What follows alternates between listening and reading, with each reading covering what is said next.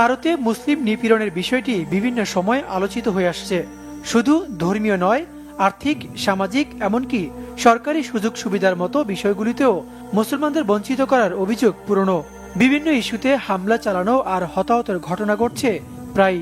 সবশেষ একটি মসজিদ থেকে মুসল্লিদের বের হওয়ার সময় বেধড়ক লাঠিপেটা করে পুলিশ। কোথাও আবার মসজিদের সামনে উচ্চস্বরে গান বাজিয়ে ধারালো অস্ত্র উঁচিয়ে মহড়া দিচ্ছে উগ্রপন্থীরা।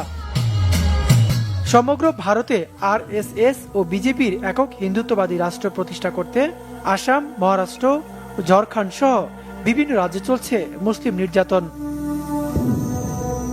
শুধু মুসলিমদের উপরই নয়, অন্য জাতিগোষ্ঠীর মানুষের উপরও হচ্ছে হামলা। সবকিছুর পেছনের কারণ ভারতকে হিন্দু রাষ্ট্র করার পায়তারা।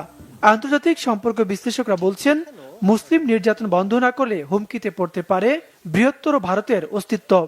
ভারতের আপনার 30 কোটি মুসলমান বা সংখ্যালঘু অন্য জাতিগোষ্ঠী, খ্রিস্টান সম্প্রদায় বা বৌদ্ধ, তাদেরকে আপনি যদি রুট আউট করে একক হিন্দু রাষ্ট্র করতে চান বা তাদেরকে দ্বিতীয় শ্রেণীর নাগরিক করতে চান, সেটা কখনোই সম্ভব হবে না। সেটা শুধু ভারতের ভৌগোলিক অস্তিত্ব না, হুমকির সম্মুখীন করবে না, এই অঞ্চলে দক্ষিণ এশিয়াতে বৃহত্তর সংঘাত তৈরি করবে। এবং সেখানে যেহেতু মুসলিম ধনী রাষ্ট্রগুলো আপনার সদস্য, তারা যদি চায় সত্যিকার তারা যে মেন করে, তারা কিন্তু সাংঘাতিকভাবে প্রেশার দিতে পারে। বিশেষ করে ভারতের সাথে আপনার মুসলিম দেশগুলো কিন্তু ব্যাপক ব্যবসায়িক সম্পর্ক রয়েছে।